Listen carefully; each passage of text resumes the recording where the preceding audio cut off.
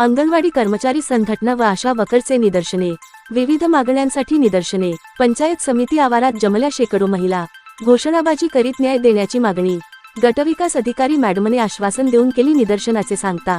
दिनांक जुलै 10 रोजी अंगणवाडी कर्मचारी संघटना व आशा वर्कर यांचे पंचायत समिती जळगाव जामोद येथे निदर्शने आंदोलन झाले। कोरोना काळापासून त्यांचा रखडलेला निधीसह विविध मागण्यांसाठी हे निदर्शने आज पंचायत समिती आवारात पाहायला मिळाले।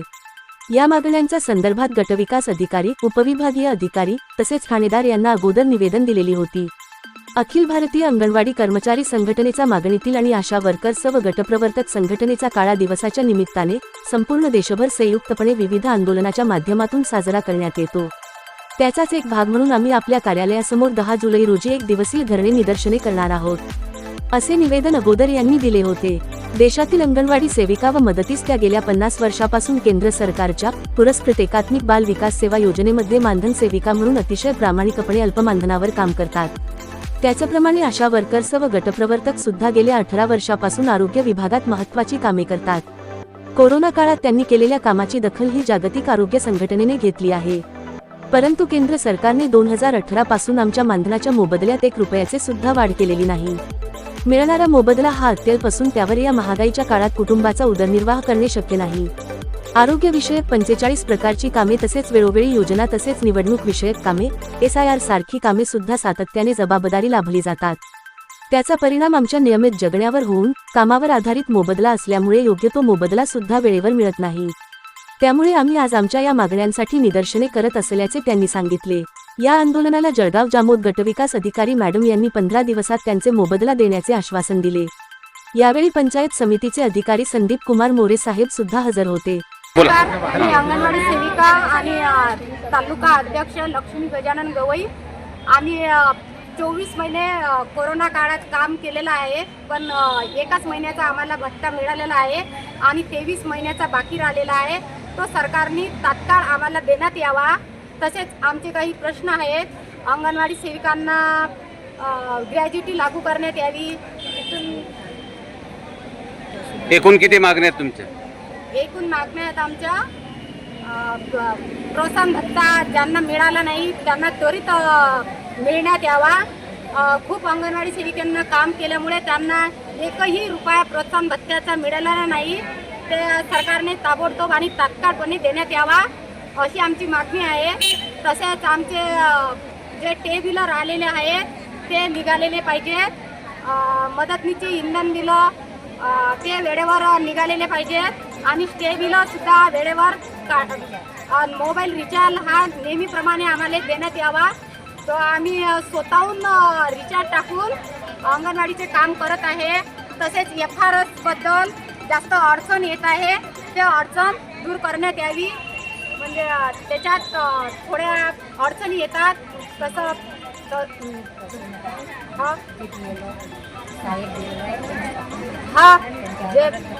जे BLO आहेत त्यांना सुद्धा काम करण्याचं असे सक्ती करू नये अशी आमची मागणी आहे। ठीक आहे, बोला। मी कल्पना निलेश नाईक, आशा वर्कर आहे मडाखेड PSCची।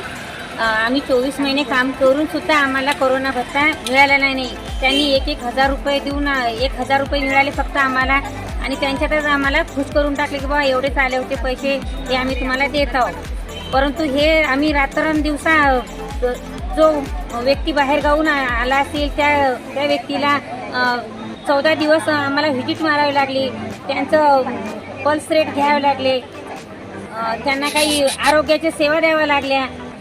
प्रत्येक व्यक्तीकडे आम्ही 14 दिवस बाहेर गावून आले, त्यांना भेट दिली, परंतु असं आमच्यासोबत गद्दारी त्यांनी करायला नाही पाहिजे, कारण आमचा पैसा हा कष्टाचाच आहे आणि तो कष्ट त्यांनी याचा विचार करायला पाहिजे। आम्ही 4-5 महिन्याच्या अगोदर आलो होतो इथं, तर सर म्हणत होते बा मी तुम्हाला पैसे द्यायला लावतो, तरी आम्ही त्यांच्या शब्दावर विश्वास ठेवून। कोणते सर बोलले? मोरे सरांनी आम्हाला सांगितलं होतं की बा मी तुम्हाला ग्रामपंचायतला सांगून द्यायला लावतो। आम्ही त्यांच्या शब्दावर विश्वास ठेवला, परंतु अजून सुद्धा त्यांनी आम्हाला दिलं नाही, म्हणून हे आंदोलन आम्ही चालूच ठेवत आहे। आता तुम्हाला काय आश्वासन दिलं? 15 दिवसाचे पैसे देणार आणि 15 दिवसात 2 टप्प्याने आम्ही तुमचे पैसे देणार. पण आम्हाला 2 टप्प्याने पैसे द्यायचेच नाहीये, कारण की एका ग्रामपंचायतीत दिले तर आणि परत दुसऱ्या ग्रामपंचायतमध्ये कसं वादवाद व्हायला नको. त्याच्यासाठी आमचं म्हणणं आहे की सगळ्यांना सारखे पैसे द्या, एका टप्प्याने द्या की 2 टप्प्याने द्या, पण सगळ्यांना पैसे सारखेच दिले पाहिजे. कारण आम्ही याच्या आधी सुद्धा यांना निवेदन दिलं तेव्हा त्यांनी हेच सांगितलं होतं आणि आता यांनी आमच्याकडे असा प्रश्न बरं, आता केला. जर समजा तुमचं हे आंदोलन जे मागण्या आहेत ते पूर्ण झाल्या नाही तर पुढचा पवित्रा काय राहील तुमचा? आम्ही इथं उपोषणाला बसणार. झाल्या नाही तर पुढचं आंदोलन कुठं? असं आंदोलन करू की आम्ही इथं उपोषण आम्ही उठणारच नाही इथून. ठीक आहे. जोपर्यंत आमचे पैसे आम्हाला भेटत नाही कोरोनाबद्दल तोपर्यंत आम्ही इथून उठणार नाही. आमच्या इथं कधी महिलांना काही झालं तर हे जबाबदार पोलीस स्टेशन आणि हे राहतील. त्यांच्या मागण्या अशा आहेत की जे कोरोना काळात त्यांची जी सेवा वगैरे झाली त्यांचं ते मानधन त्यांना पाहिजे. पण सध्या ते ग्रामपंचायत स्तरावरूनच ते मानधन दिलं जातं आणि काही ग्रामपंचायत सध्या प्रशासक आहेत त्यामुळे खर्चावर जरा बंधनं येत आहेत आणि बाकी ठिकाणी जिथे प्रशासक वगैरे नाही आहेत त्यांना तर आम्ही सांगितलेलंच आहे ऑलरेडी. आता मी येण्याच्या आधी काय प्रोसिजर झाली ती मी माहिती अजून घेईन काय डिटेलमध्ये असेल तर. पण माझं म्हणणं आहे आता जे काही सध्या ग्राफिक प्रशासक वगैरे नाही आहेत तिथे तर आम्ही टप्प्याटप्प्याने तुम्हाला मगाशी सांगितलेलं आहे की देऊयात. आमच्याकडून जे काही होईल तुमच्या मागण्या जर जास्त आहेत तर आमच्याकडून जे काही होईल ते आम्ही करू आणि मला सांगितल्यासारखं टप्प्याटप्प्याने तुम्हाला देऊयात. आणि जिथे प्रशासक आहेत तिथं काही बंधन आहेत. टप्प्याटप्प्यानं तुम्ही म्हणताय बरं, मात्र एका ग्रामपंचायतला दिली तर दुसऱ्या ग्रामपंचायतवाले नाराज होतील. एकूण असं तर झालं तर मग काय करणार?